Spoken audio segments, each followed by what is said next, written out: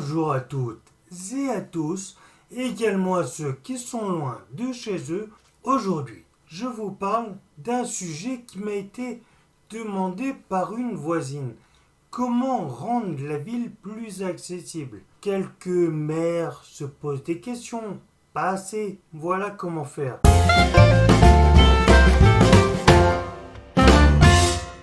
Tout d'abord, en incluant tous les citoyens, handicapés ou non, leurs proches. Pourquoi? Parce que eux seuls savent comment se déplacer, ce qu'ils ont besoin, ce qui leur rend la vie très difficile, et donc c'est important.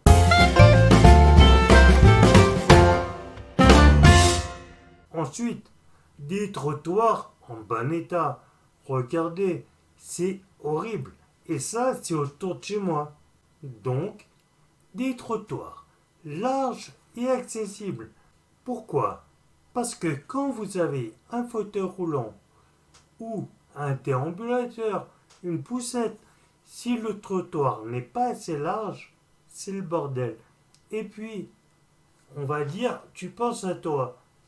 Lorsque vous avez un chien d'assistance, eh bien, c'est compliqué d'être tous les deux sur le trottoir.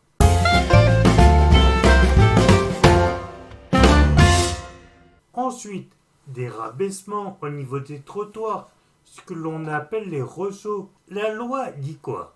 La loi dit 2 cm maximum. Mais si vous pouvez faire moins, c'est encore mieux. Lorsque vous avez un handicap visuel, lorsque vous êtes une personne en fauteuil, donc à mobilité réduite, le papy ou la mamie avec sa canne, son déambulateur, le papa, la maman avec la poussette, lorsqu'il faut lever, c'est compliqué.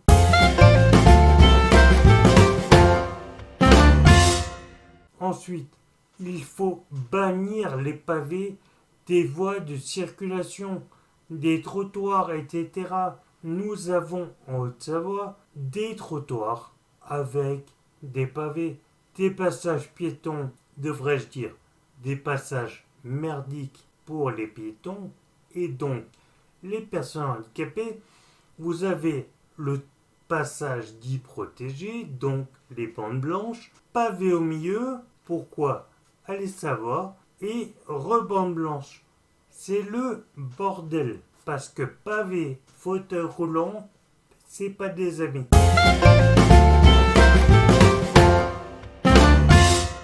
Ensuite, des bandes podotactiles avant chaque passage protégé, avant chaque passage pour les piétons. Et oui, encore de nombreuses fois, des bandes podotactiles qui sont absentes avant les passages piétons. Pensons à nos amis qui sont déficients visuels. Lorsque vous ne voyez pas, que vous déplacez avec un chien, une canne, vous avez besoin de ces bandes podotactiles, ces bandes avec des petits ressorts au-dessus qui sont légers. Ça permet de ressentir à tant de centimètres vous avez le passage.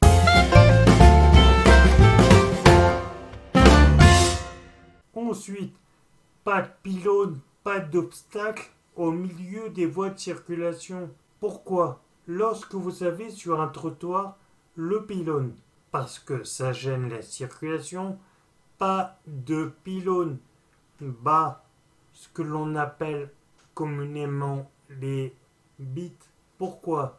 Parce que ces plots, ils vont faire quoi? Lorsque vous allez passer, si vous ne les voyez pas, boum, dans l'entrejambe, ça fait mal.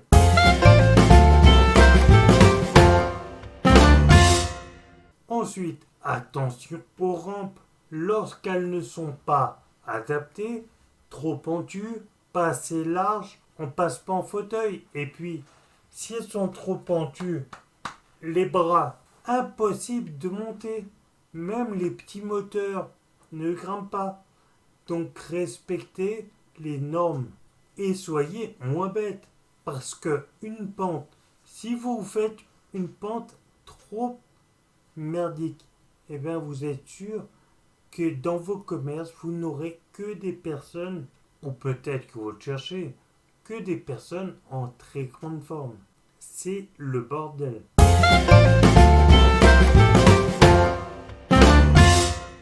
Ensuite, privilégiez les portes automatiques, si possible, pas des portes battantes. Pourquoi? Parce qu'une porte battante, ça prend de la place.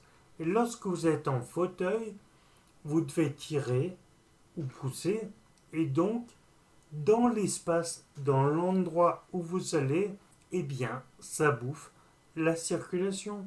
Donc, si c'est dans un WC, c'est compliqué.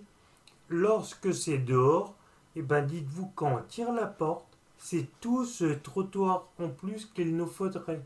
Donc, c'est compliqué. Il faut donc privilégier des portes à calandage et si possible, des portes à calandage automatisées. Vous voyez ces portes devant les magasins, la plupart du temps, font... Et bien ça, c'est très bien.